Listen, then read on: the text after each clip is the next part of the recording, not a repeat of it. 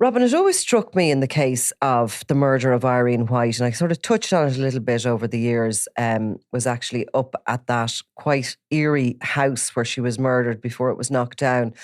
But she was a mother of three.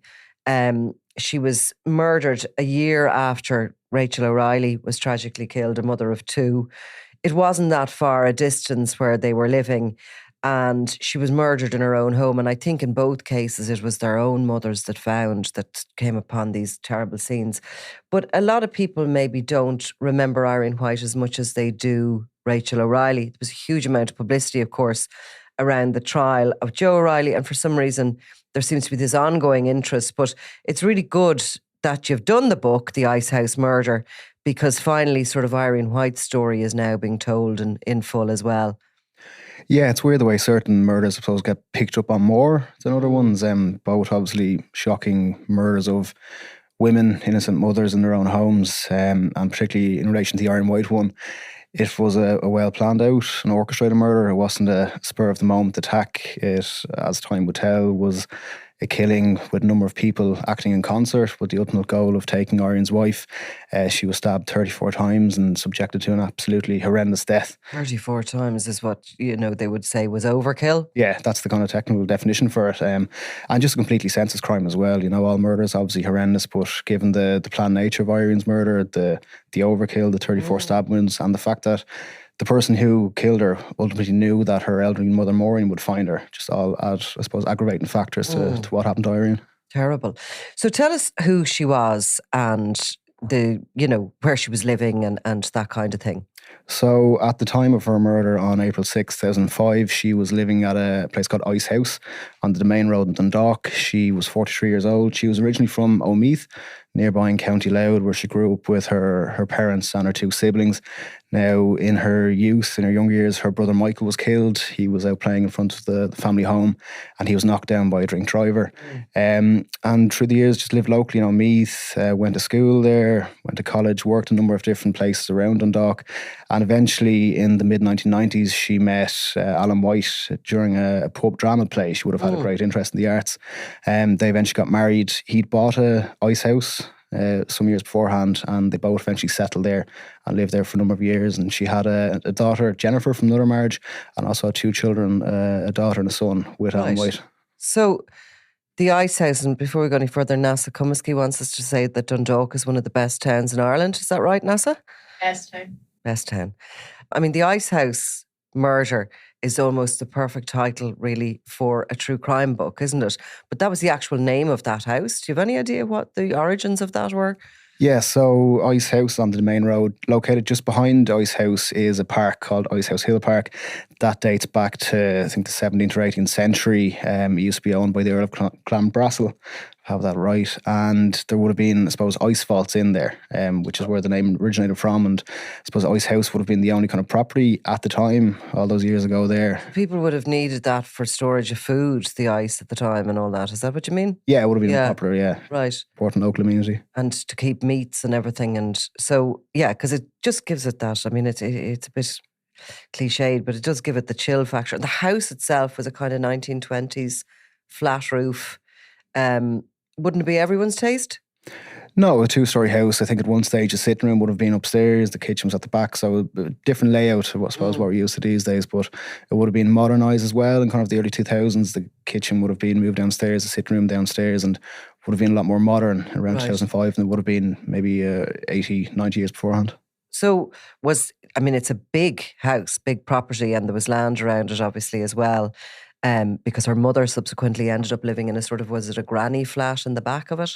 Yes, her mother lived in a cottage in Omeath up until around 2003. She then decided she wanted to be close to Irene. She was getting a bit older, so she put a mobile home in the back garden of Ice House. And to have a mobile home there, it obviously has to be a sizable enough property and back garden. I think there's also different vegetable growths there, place to raise chickens, hens, so a fairly large back garden. It also backed onto Aircom on the left-hand side as you face it. And in around November 2003, Aircom put an offer in to buy Ice House. They wanted to extend their own lands there, so they put in a fairly sizable offer. It was €925,000, oh my God, which would have been significant at the time, given that The mortgage taken out for Ice House in the mid-1990s was just over £60,000. Right. There was a significant There's a lot of profit money to be in made. it. Yeah, a lot of money involved in that Big deal. asset. So, yeah. So by 2003, when her mum moves in to live in the back of the house, the offer has come in, or is coming in for the money in the house. Is Irene at this point separated? Is she living alone? No, so at that time in late 2003, Irene's still living there with her husband Alan and their 3 children, her child Jennifer and the 2 children she has with Alan. And, initially in the start of the relationship, from, what friends say, Irene was very happy. She was in love with Alan, things were going great. But eventually things started to deteriorate in the house, and, Irene would say in statements to friends and to gardaí that Alan's drinking was a problem. She wasn't happy with the way he was treating her. And really after that offer was made by Aircom, the situation in the house really deteriorated. There's a particular alleged incident in April 2004 where there was a disagreement about Irene bringing their youngest daughter to a swimming pool. Alan White is alleged to have come out. There was a disagreement, and during that Irene said in the Garda statement nearly a year later that Alan told her, "You won't know the hour of the day, but you'll be got and I'll have an alibi." Now obviously no criminal case was ever brought against Alan White over that. He clearly and obviously has denied ever saying that. We spoke to him as part of the book, and that was put to him. He's completely denied ever saying it. But that was put in a statement by Irene.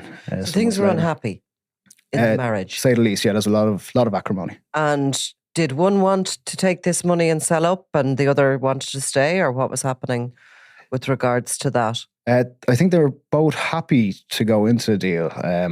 Alan White obviously bought the house when he was single. He felt he was entitled to his fair share. Irene White wanted half of it. And there seems to be, that's where the real kind of disagreement stemmed from. Now, Alan White would say he offered Irene half. She told her friends at the time that wasn't the case. She was worried about not getting enough and not getting her fair share of it. So that really, how the profits were set to be divided amongst them and ensuring that their children got enough money as well and there was a suitable place for Irene and them to live was a key factor in all of this. So going forward up to the point where she's murdered, they are going to split, and they're going to split that asset. They're talking about percentage shares each, so they're obviously not going to sell up, remain together and buy another property for the family unit. No, absolutely not. And even from as early as 2003, there was, talk of separation proceedings. In early 2005, Irene got a protection order against Alan White, which meant he had to leave the family home. So I suppose the subject of them living together after selling Ice House was never on the table. They both wanted to go their separate ways. Irene wanted to keep the children, understandably, and she wanted to make sure that if Ice House was sold, that she'd get her fair share as the mother of the children and Alan's wife, and that they'd have somewhere suitable to live.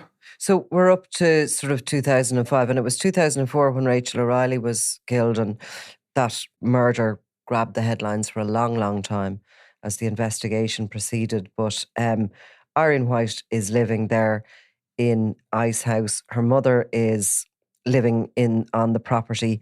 The kids are what age? So Jennifer in 2005 would have been 17 years old, and the younger children, boy Davin would have been 6 and Dorina would have been 4. Oh, right, really young. Yeah. Okay.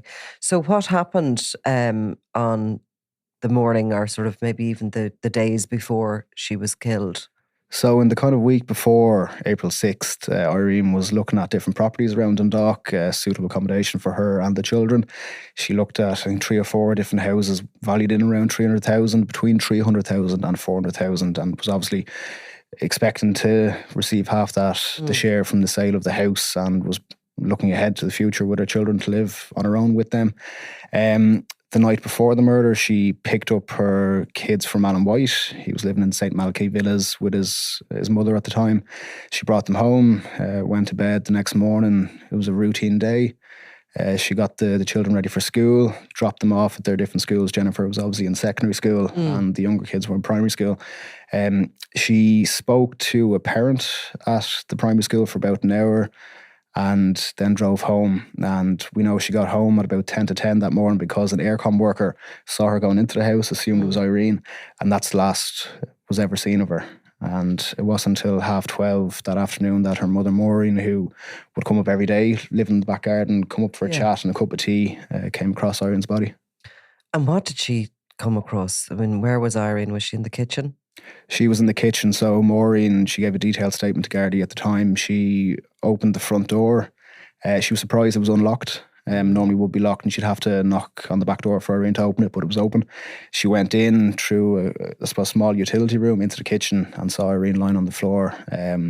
She had her orange washing gloves on, so it was clear that she was doing the dishes at the time when the attack happened, and it was quite obvious from even, a perusal of the scene that she suffered an extremely violent death. Maureen ran down to the local shop to raise the alarm. Gardaí were called, and it was fairly evident even from anyone just looking, having a brief glance at the scene, that Irene was subjected to an absolutely horrendous murder. Horrendous, as you see, all those stab wounds.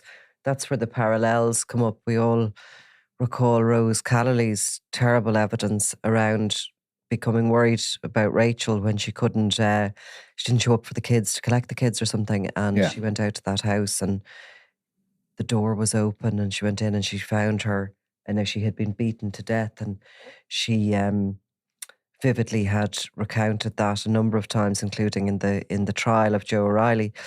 But I mean, how horrendous for that woman. How horrendous. I suppose making that discovery of any person, even unknown to you, would be absolutely horrific. But the fact that it was her own daughter, it really kind of hits home of how brutal the entire thing was, how unnecessary it was, obviously. But the very fact that the person who murdered Irene would have known that her mother was living in the back garden and was the most likely candidate to find her. Yeah. So the kids are in school.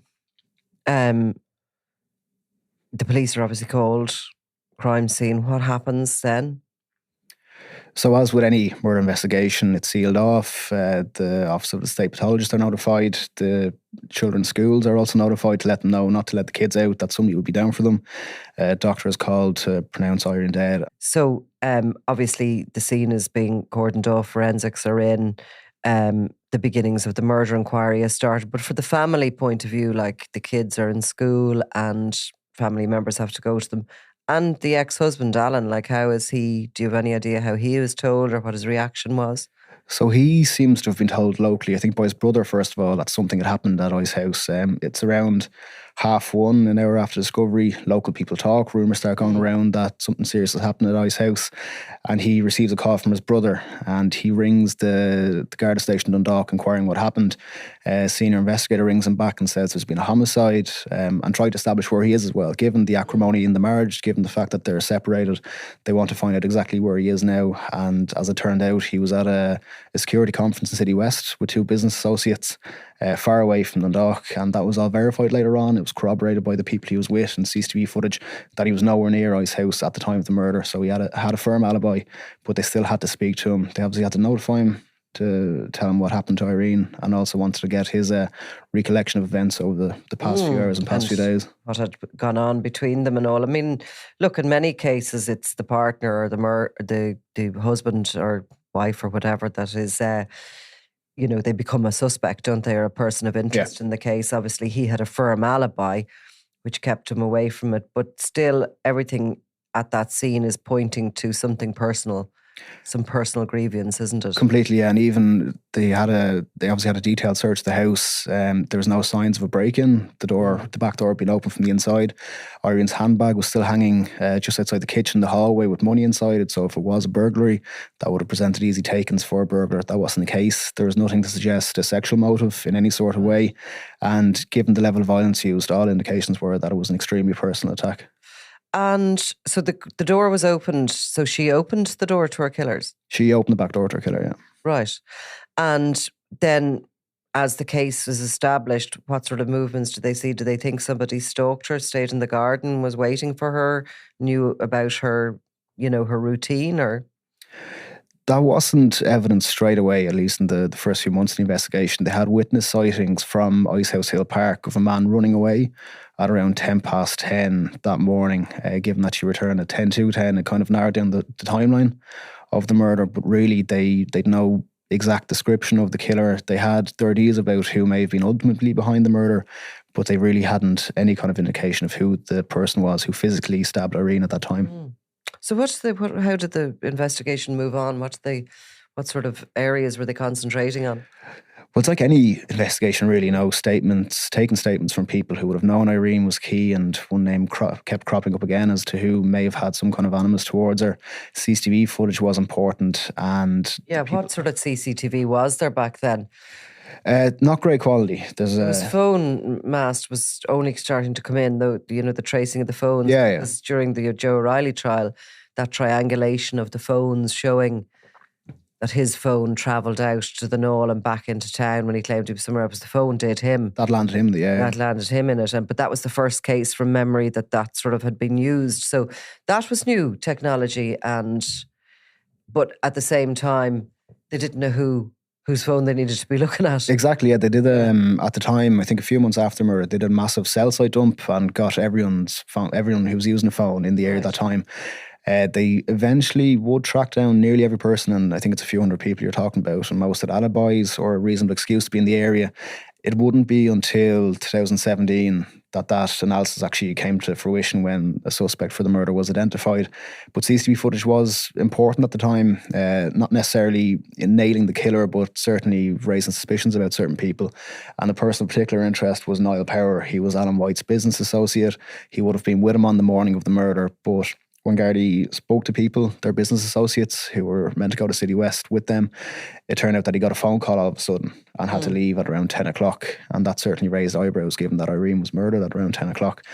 And so how early in the case did that name crop up as a person of interest, perhaps?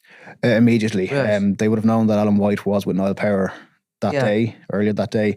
I think even on the day of the murder itself, Alan White... If he left at 10 o'clock in City West, he wouldn't have had time, would he, to get to... No, this is also basically they met in Monaghan, at a house in Monaghan, with their two business associates and travelled. The plan was to travel from there down to City West. Before they left, Niall Power was dropped back to his home, or back to Alan White's home in Malachy Villas. He said at the time that he didn't want to go with a particular person to the conference. Right. That obviously wasn't the case. And CCTV footage, which really kind of nailed down Niall Power's suspect, it showed him, he'd given multiple statements over several months to Gardaí and was truthful in most of his recollections and accounts, but one particular CCTV excerpt showed him driving essentially by I's house before Irene's body was found by her mother about 45 minutes later, and that really kind of raised suspicions about him. Why didn't he tell Gardaí? What was his background? I mean, he's a business associate of the husband's. Like, business people don't usually turn killer, do they? They don't know. And in time, I suppose unless there's some sort of a relationship there, like with Irene, or was there a suggestion that they were having any sort of a relationship? Or? Not at all. No, there's no suggestion that Irene was having any kind of relationship with anyone, any extramarital relationships or anything of the sort. There was a firm motive for why she was killed, and it was financial gain. Yeah. And Niall Power had his own financial reasons, as it would turn out more than 10 years later, for becoming involved in the enterprise. So it sort of trundled to a bit of a halt, the murder inquiry, didn't it? Because it was certainly around maybe 2010 or 2012. Perhaps it was around then. The Garda Cold Case Unit was set up, I think, in 2007. Yeah. And this case was one of theirs. They re-investigated it, I think. Yeah, they reviewed it. So the timeline, essentially 2006, Niall Power and Alan White are arrested on suspicion of withholding information. They're held for 36 hours and nothing probative is gained from that. And the investigation essentially runs into the sand. There's motive, there's people they believe are involved in orchestrating the murder, but there's no killer. There's no suspect for the actual murder. And was a file sent to the DPP at that stage? No, not at that stage, no. So they just didn't believe they had enough evidence. They had nothing to go on at all. They had no killer. So without the killer, it's very hard to make a case against the people they believe orchestrated the actual crime. And I should have asked you about the scene. Did anything forensically pop up there? There would have been a lot of forensic stuff, but again, without having a person to compare it with. Like nowadays, we have the National DNA Database. There's a lot of more different. It's improved how we collect profiles, how we analyse it. That just wasn't in play at the time, and without an actual suspect. But they had DNA. They would have had DNA. Yeah, it was an extremely gruesome scene. There would have been a lot of blood. There would have been a struggle. There was clearly evidence left from the perpetrator. And did they have a weapon, or were the weapons used from the household? The weapon was never recovered. Now, the pathologist report confirmed that one single knife was used to inflict all stab wounds, and there was a number of knives recovered over the years, but nothing to suggest that the actual murder weapon had ever been recovered. So the investigation 2 years in or year in runs aground with Power and Alan White seen as people of interest. Yeah. They remain kind of people of interest in the case. The cold case review the investigation, and what sort of things do they advise or suggest? Yeah, so in the research for the book, it's really interesting to see how they operate. You know, they formally ask for, I suppose, a briefing document from the original investigation team. They go through it and they go through every single exhibit, statement recorded as part of the investigation. And even though Niall Power and Ellen White have been arrested, they're put aside essentially. They're starting from a blank canvas and going through every original piece of investigative material and come to their own conclusions. And I think that went on for 3 years, and there's two different types of recommendations. So there's a fast track recommendation, which is when they feel that something has to urgently be followed up on by the investigation team in Dundalk.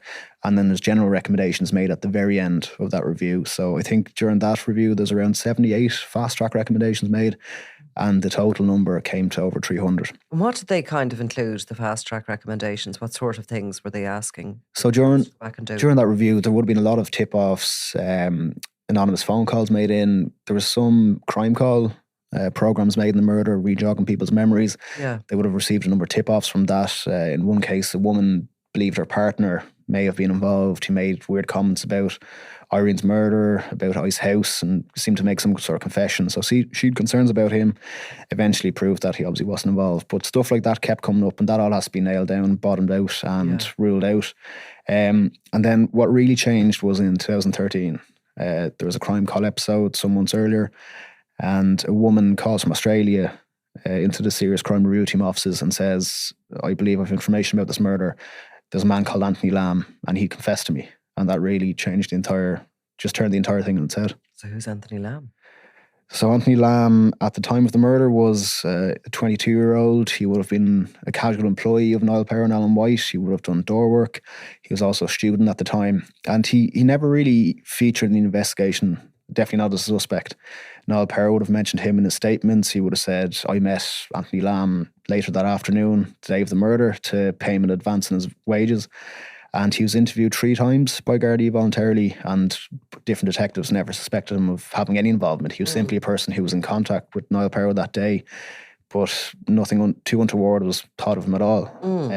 So the serious crime review team get this anonymous phone call. They start looking at Anthony Lamb. They start looking at his phone usage that day, who he was in contact with, and they soon realise that there's a lot of questions that Anthony Lamb has to answer. And where is Anthony Lamb at this stage? Is he in Australia? No, Anthony Lamb is in Maynooth University doing a graduate degree. Right. Yeah, so a postgraduate degree. He would have been a mature student, and they kind of started looking at him, started looking at his profile, his online activity, and he seems to be a very kind of popular student in many ways. He's involved in the student unions. He's well liked by his peers, it seems, and just it's really strange. He seems at odds with the profile of a cold, calculated killer. Exactly. Any criminal offences in his background or any? Nothing at all. There's a few minor things. He would have been suspected of an assault on a partner some years beforehand, but most of his interactions with gardaí would have been when he was the victim of an assault or victim of a phone theft, but nothing violent whatsoever. Nothing jumping out. No, not at that stage anyway. So, and does this woman have to give a statement from Australia, or is it enough for her just to give that little bit of information? No. So she wants to remain anonymous. She gives fairly graphic detail about what Anthony Lamb told her in a few months, I think it was the Christmas after the murder. She says he enjoyed the thrill of it, he bragged about it, he even reenacted carrying out the murder to, I suppose, make her believe that he actually did kill Irene. And this, I think the woman said in her anonymous phone call that she didn't really believe him at the time because some details were a bit sketchy, some were vague, but it always ate away at her for years. And 2013, she finally decides to make the phone call. She made 2 phone calls in total. Extraordinary. Yeah, but she wants to remain anonymous. She never makes contact again. And from 2013 through 2016, Gardaí are really honing in on just identifying this woman and getting a statement, which is obviously critical to implicating Anthony Lamb in the murder. So by 20... the years are continuing here, aren't they? They really tick on, yeah. They really are, because you're talking she's murdered in 2005 and really you're 10 years on plus a couple. Yeah. And still, we talk all the time about investigations are continuing. I suppose they're continuing when there's the time, that most of the resources go into a murder in the kind of early days of it, in the first few weeks. Yeah. As the time ticks on and the years pass, the team gets smaller. People probably aren't on them full time. And they're probably also investigating other in a whole other series of crimes and perhaps murders as well. So, people are picking this up and putting it down every few weeks, every 6 weeks kind of thing. That's basically what happens, yeah. So the Serious Crime Review team completed its review in 2016, and they make their 300 odd recommendations, and the key one is identifying this Australian witness, which they had been able to. So the Dundalk investigation at that stage is taken over by Detective Inspector Pat Murray, as was then, and his team of 5 people. And there's a lot going on at the time. You still have, Dundalk's a busy town. There's a lot of crime there, as in any other part of the country. You still have the investigation into the murder of Detective Garda Donoghue going on at that stage. Yeah. So there's a lot going on, but they're chipping away at it. And one guard in particular, Detective Garda Bobby Ogle, kind of really honed in on trying to identify this Australian woman. And over the course of 7 months, I think there was over a dozen kind of points of trying to compare what she said in her phone call to trying to identify who she actually was. And slowly over time, between Facebook links, between certain things she said, trying to corroborate who she was, Detective Garda Ogle was really important in identifying her. And eventually they positively confirmed who she was, and they flew to Australia and got a witness statement from her. But she wanted to remain anonymous and had gone through the Crime Stoppers line with the information which were guaranteed. You'd get a bit of a heart attack if 2 cops left it on your doorstep, wouldn't you? Yeah, the interesting thing about that is, she was just so key to the information. It was so key. It was really like, having a person come forward with evidence directly from a killer, a confession, is just, it's really important. We saw that in the Aaron Brady case, where what convicted him of capital murder was 2 witnesses saying he confessed to them. Yeah. So we have 4 years on from that phone call, 2 detectives, Detective Garda Ogle and Detective Garda Rachel O'Reilly, fly to Australia. They identify the house through help from Australian police, and they knock on the door, and the woman opens and says, "I know exactly why you're here, come in." And she kind of says, half jokingly, "What kept you so long?" Right. So she obviously didn't want to give her name. She'd certain concerns, given that it was Dundalk, that there may have been some kind of distant Republican connection. Her family were afraid for her safety. She didn't want to give her name, but really when she did give a statement eventually over there, you can kind of see the weight lifting off her shoulders, the way it was described. And can I ask you, was she from Australia? No, she's from Ireland. Oh, she's from so Ireland. She would have known. Yes. She would have still had family, perhaps, and stuff like that. Yeah, all her family was still based here. She would have known Anthony Lamb from when they were teenagers, and she wouldn't have been romantically involved with him, but they would have been friends. Right. And how that confession came about was every Christmas he would have called over to her home. And the Christmas after the murder, he called over a bit drunk. Was there drink taken? There was, yeah. And he admitted it all. Right. Okay, and bragged and boasted. Boasted. Left her, terrorised, I'm sure, by what she heard. And believed him, she didn't. I mean, you would wonder, did that actually happen? Did that, especially if you knew somebody who had no sort of clear history of being a cold, calculated murderer, it'd be hard to believe. And she was, I think by the end of it, when she recounted the confession, she was saying that she tried to get him out of her house and that she watched the taillights of his car until they were gone out of sight. She was that terrified of what she just heard and that he might come back. Right. And it obviously aided her for years, and she finally decided to make the phone call. And she gives her statement. So they're on the homeward run here now. Yeah, they get the statement, she gives it, and that's kind of enough to arrest Anthony Lamb at the very least. Okay. So January... Before this, he's been questioned just as part of the investigation. He's had a conversation with Power that day, that afternoon after Irene's killed. He's never been seen as a suspect, but while the Gardaí are presumably trying to identify this anonymous caller and making their way out, they must have been keeping a watching brief on him. They don't want to alert him. Yeah, there's discreet surveillance being carried out on him. So there's a number of surveillance Gardaí based out on Dock who are tasked by Detective Inspector Murray to keep an eye on Lamb. And that went on in mid to late 2016. And I suppose the point of that was to see what he's doing now, to make sure that if they do get a statement, if they do get some kind of significant evidence, that they can move him straight away. And in the book, Pat Murray talks about it, how the surveillance Gardaí were even at one stage wondering what's going on here. They tracked Anthony Lamb to a library in Monaghan in Castleblaney and kind of watched he's studying, is deep into his books. He seems like a bit of a bookworm. And they're kind of going, is this real? This chap's meant to be a cold, calculated killer, and here he seems as a kind of bookworm, educated fella. They track him to Maynooth, where he's a tutor at that time in I don't want to say the apartment in case it's wrong, but he's a tutor anyway in the department in Maynooth. They then track him at one stage to an apartment in Tala, where he brings his partner's 2 children, young children, to a chipper to get food. And all this is just at odds with the profile of a person who's meant to have stabbed an innocent mother 34 times. So when they move in to arrest him, how does he react and what does he have to say? Yeah, so January 2017, they finally move him. I think 10 gardaí, a search team and an arrest team are sent out to the house, the family home in Castleblaney, and they're let in by his sister, and he comes down the stairs and just says, "Of all days, lads." He's kind of, it's not even a surprise to him really, you know. Right. He's just kind of, he seems more annoyed that his parents are still at home and he didn't want to be arrested in front of them. But he knows the gig's up essentially. He points out a few different computer devices that Gardaí want to seize. He's brought down to the Garda station, and from the very word go of that interview, he just puts his hands up and says everything. Not just his own role, but also the involvement of Noel Power in the enterprise. And what was his own role? Well, Anthony Lamb was the killer. So He stabbed her 37 times. yeah, and he gave a very detailed recollection of how that happened. He said that some months beforehand, Noel Power came to him and said Irene White had to be killed. And Anthony Lamb, who was, I suppose at the time, a drug addict, he would have had a heavy cocaine dependency, a drink problem. He was getting money off Noel Power and owed him a significant amount of money. And he agreed to do it if the debt was cleared and if he was given a few £1,000s for it as well. Mental. Yeah, so you have, I think at one stage, a few weeks before the murder, he's brought to a gym in Dundalk and told that Irene White goes here, this is where you kill her, this is how you do it. That didn't go ahead. And then in early April, Noel Power does a recce, essentially, of Ice House and Ice House Hill Park with Anthony Lamb and says, this is how you're meant to do it, this is where you go, here's when she'll be home. And then you have, it's all corroborated by the phone data retrieved at the time, which shows that Anthony Lamb was in contact with Noel Power that morning before the murder and afterwards. And beforehand, he's getting his instructions.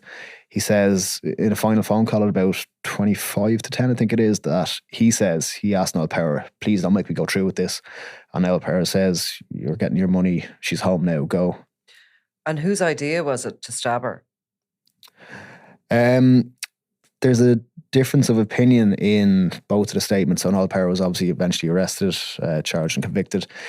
He claims that he didn't know Anthony Lamb was meant to be the killer, which is hard to believe. Anthony Lamb, for all his problems and the horrendous crime he did, he does seem to be very honest in his account. And he says that Noel Power gave him the knife, obviously with the intention to stab Irene. He says that Noel Power wanted him to take the knife or to leave the knife at the scene, to make it look like a burglary gone wrong. That was one of his gripes when they met up afterwards. So, if you were asked to do that, wouldn't the first question you ask is, how do you want me to kill this person? Yeah, how do you do it? He's sort of claiming that it was nearly the morning of it that he was handed this knife. There was no discussion on how they were going to kill. There was a bit of discussion. So I think one knife was given in relation to the gym attempt, we'll call it that, a few weeks beforehand. That was ditched and the knife was ditched. And then early April, he's given another knife and told, right, you kill her at the house, essentially. Right. And he implicates, obviously, Power. Yeah. Cases built against him. He's brought in. How does he behave in custody and when he's arrested? Similar to Lamb, though, I suppose. So Anthony Lamb in January 2018 pleads guilty at the Central Criminal Court to sentence to life imprisonment. The next day, guards are kind of, planned their next move in relation to Noel Power. When he pops into the Garda station, he goes into the foyer and says, I want to talk to somebody about the murder. I want to put my hands up. And it's not normal behaviour for somebody to walk in off the street and confess to a murder. So he's brought in, he's voluntarily interviewed, and he puts his hand up to a certain extent about his involvement. He claims exactly what he did. He says that, he put Anthony Lamb up to it. He's asked in Garda interviews, are you kind of downplaying your role here, or do you accept that Irene would be alive today if it wasn't for you? And he says, of course you would have been. Of course I had an involvement in this. But Gardaí always did believe that he was downplaying his role to a certain extent. Explain to people listening here and watching how unusual it is for somebody to plead guilty to murder. It never happens. It's the one crime where you have nothing to lose. There's no mitigation taken into account if with an early guilty plea. The advice would be from defence counsels and lawyers is you always roll the dice because you literally have nothing to lose. It's a mandatory life sentence in this country. There's no varying degrees of it. And, if you plead not guilty, you might, in some cases, get a manslaughter conviction if the jury are offered that, which is a lesser crime because it's not as planned. Do you think they saw no way out, or do you think they felt that guilt? I think in relation to Anthony Lamb, he felt guilty. He claimed he felt guilty, and he said he thought about it for years. It kind of ate away at him. He said at one stage he drove by the Garda station and wanted to go and to confess, but didn't in the end. So I think in relation to him, it was more guilt than anything else. In relation to Niall Power, at the time, he also accepted in his Garda interviews that, look, I'm going to do life here. I'm doing 25 to 30 years. And I think there was guilt on his part as well. There was, when newspaper articles come out the next day saying, Anthony Lamb sentenced for murder, we're on to the middleman next. He kind of realises that the show is up as well and wants to, I suppose, preempt any kind of case against him and wants to say, right, here's my story. This is why I became involved. People often say, I mean, maybe not in cases when they're finally caught for murder, but often even hear organised criminals, which are a different sort of breed to these people, but they talk about this relief when they're finally caught and it's finally over and they get this sense of absolute relief to see the guards. Do you think that was the same for these two? Did you think they felt that something was going to break in this case? I mean, I said at the beginning that the Irene White murder case mightn't be as familiar to people, but there were people in the background there, her sister and Elkazian in particular, who was really trying to get the story out there and get maximum publicity. It was regularly run on Crime Call and anniversaries. There was never a moment when police stopped looking for help with the case and for anybody to come forward. Yeah. Totally lost my train of thought on what I was going to ask you there. I suppose in relation to Anthony Lamb, I think was genuine guilt why he came forward. Do you want to start it again? Sorry, because I was no, I don't. And we'll keep that in just so as people realise how distracted I can get. But yes, that was it. Was it a kind of a relief to them to? Yeah, I think be caught? For Anthony Lamb, it definitely was. I think even after when his Garda interview is finished and he's about to be charged, he stands up and hugs one of the detectives. Right. Which is, again, bizarre behaviour by somebody who's just confessed to killing. In relation to Niall Power, I think he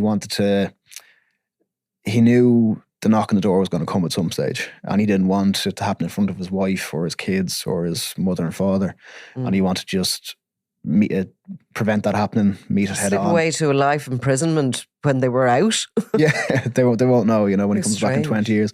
There's no logic to it either, Now, both of them, when they were giving their statements, and obviously no evidence was heard because they pleaded guilty, there were no trials, but they did give Gardaí the motivation was financial, as you said. Yeah.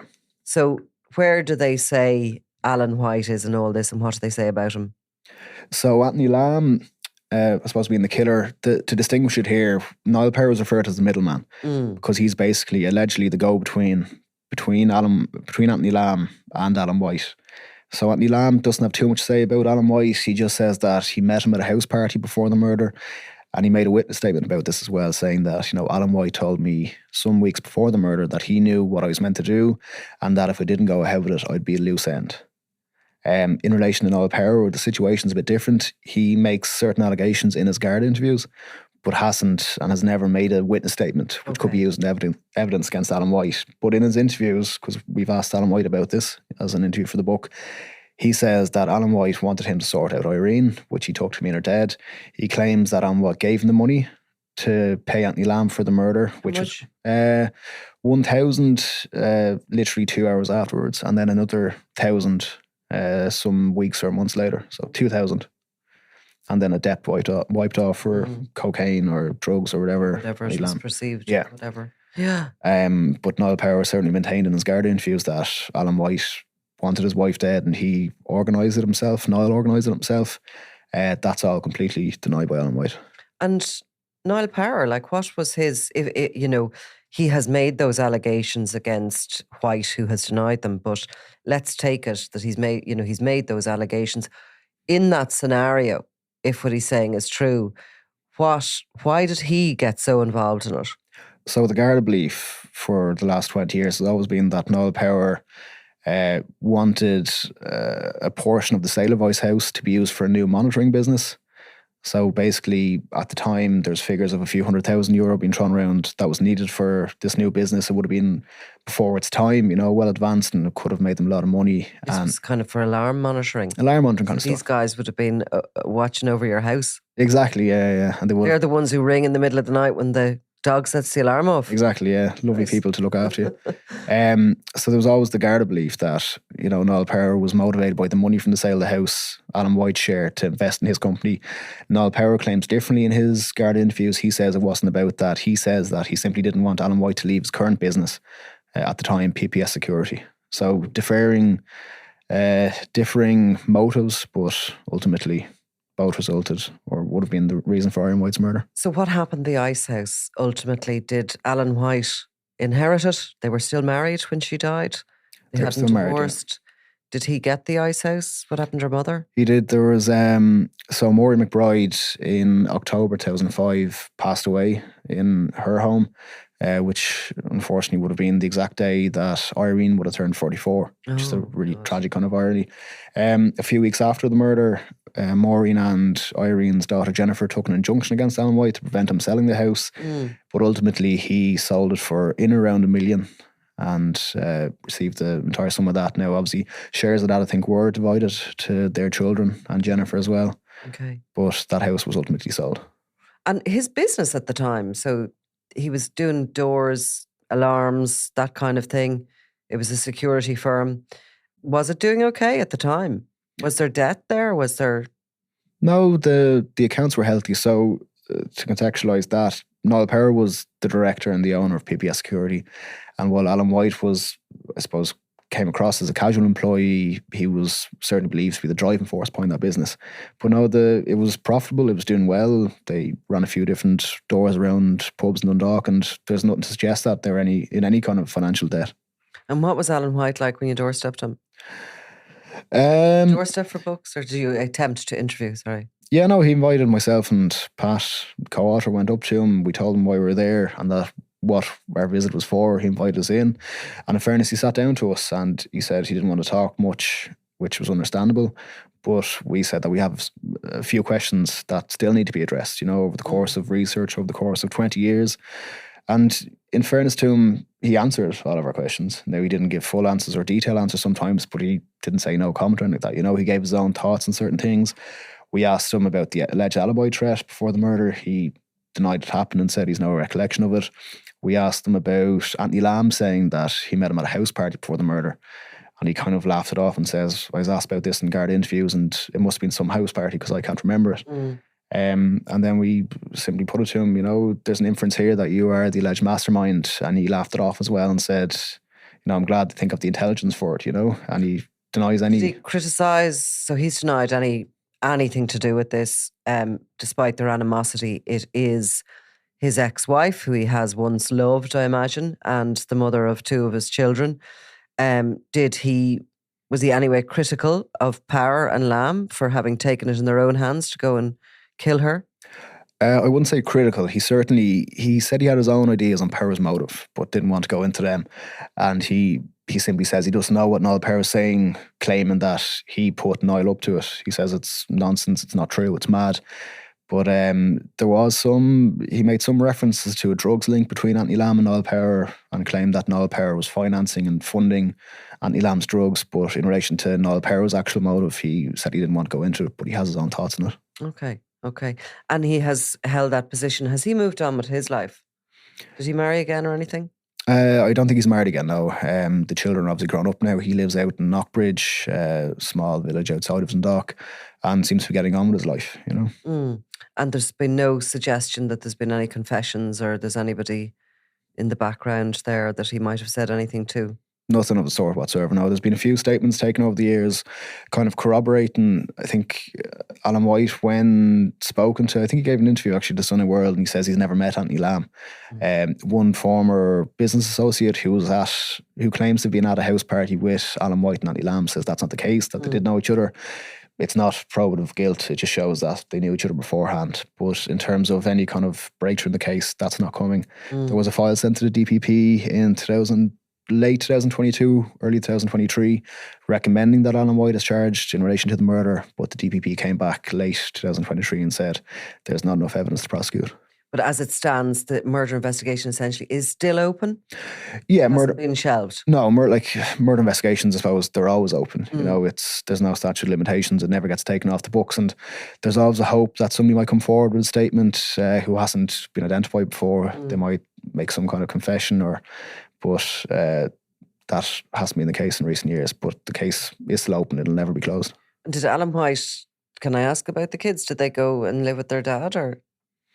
They would have lived with, I think for a few days, they would have lived with their aunties or uncles, some kind of relatives anyway, but eventually they settled down with Alan and lived in a nice house for a period of time and then moved on with him afterwards. And no doubt the family is just, torn apart by this. I mean, her sister, I mentioned, Anne Delcasian, who really pushed for this case to be kept in the headlines. Yeah. She sadly passed away. She passed away a short time after Nicola Power was sentenced to life imprisonment. 2019, she passed away.